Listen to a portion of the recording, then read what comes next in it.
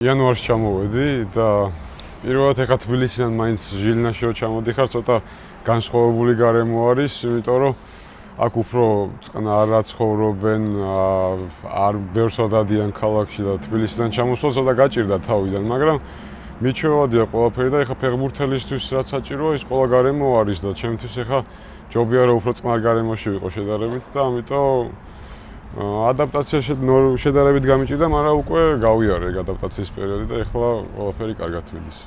და აი შენი ემოციები მაინტერესებს, როდესაც გაიგე რომ აი აქ შენ ქალაქში ითამაშებდა საქართველოს ნაკრები. რა თქმა უნდა ძალიან გამიხარდა, იმიტომ რომ მექნებოდა შესაძლებლობა რომ მეყურებინა მათთვის და რა თქმა უნდა ყველა თამაშზე მოვდივარ და გულშემატკივრობ ისე როგორც ქართულ ხალხს შეეფერება.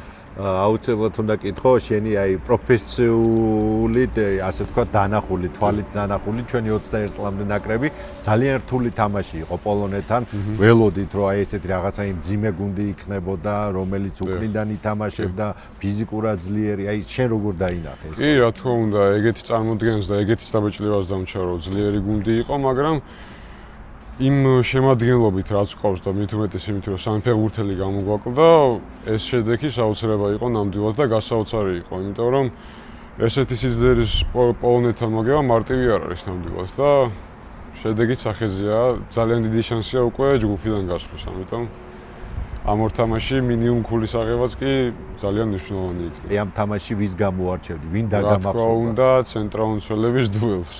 საზანოვი და ხვადაგიანი ძალიან კარგად იდგნენ, ისე შეცდომა არ დაუშვათ და რამაც იმოქმედა თამაშის შედეგზე, ამიტომ ვფიქრობ, რომ ჩემთვის გამოსარჩევი იყო ეს დაცვის ხაზი, რა თქმა უნდა. აუცილებლად უნდა კითხო იგივე სლოვაკეთი, საქართველოს არც თუ ისე დიდი ხანია, რაც ჩვენი ჩემპიონატზე წახვედი, რა არის სხვაობა აი ამ ორ ქვეყნის ჩემპიონატში? კი, სხვაობა უფრო ტემპი და ფიზიკურობა.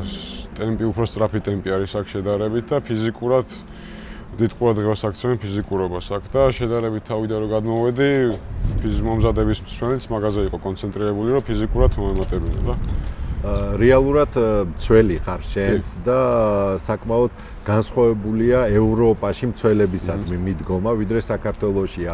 საქართველოში თუ ბურთითაც უფრო მეტი უნდა გემუშაო აქ სხვა და აი ეს დამოკიდებულებები კი კი საქართველოში თვითონ საქართველოს ჩემპიონატში უყვართ ბურთით თამაში და აქ პირველ რიგში დაცვას ანიჭებენ უპირატესობას და იმ ფიზიკურ ასპექტებს უფრო და აი თავით თამაში და შემდეგ მაგას რომ დაუმატებ ბურთით კარგი ბურთის ამოტანას უკვე ძალიან მოწონხართ მაგ შემთხვევაში სლოვაკეთში. მაგრამ პირველ რიგში რა თქმა უნდა ანიჭებენ უპირატესობას დაცვაში თამაშს და ის ფიზიკურობა თავით თამაში და ასე შემდეგ. აი შენ რო გადახედო 6 თვის წინანდელს შენ თავს და დღევანდელს ატყობ რა აი თუნდაც აი ამ ასპექტებში მატება. კი რა თქმა უნდა ფიზიკურად წონაშიც მომატებული ვარ ოღონდ კუნთით და ეს აისახებოდა თამაშის, იმიტომ რომ უკვე ისე ვგზნობ თავს რომ მყარად გავარ მოედანზე და ადაპტაციის პერიოდიც იყო ჩემი აზრით.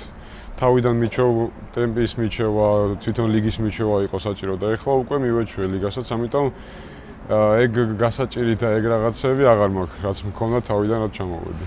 და იგივე რომ ვთქვათ, ხედავ თუ არა რომ ეს სლოვაკური გუნდი არის ტრამპლინი შენი მომდევნო კარიერის, იმიტომ რომ გაცილებით მეტია ყურადღება სლოვაკეთისგან, მე შუაგულ ევროპაში ვარ, აი ეს მომენტიც თუ არის, რა თქმა უნდა. კი, რა თქმა უნდა, იმიტომ რომ ეს გუნდიც იმიტომ დავირჩიეთ რომ ახალგაზრდული გუნდია შედარებით და ბევრ ფეხბურთელს უშვებს კარგ ლიგებში. ამიტომ ყველაფერი რა თქმა უნდა ჩემზე არის დამოკიდებული და ღმერთის მადლით დიდი იმედი მაქვს რომ ისე ჩატარდება ყველაფერი რომ კარგ გუნდშიც გადავალ. მაგრამ ჯერ აქ არის დასამტკიცებელი.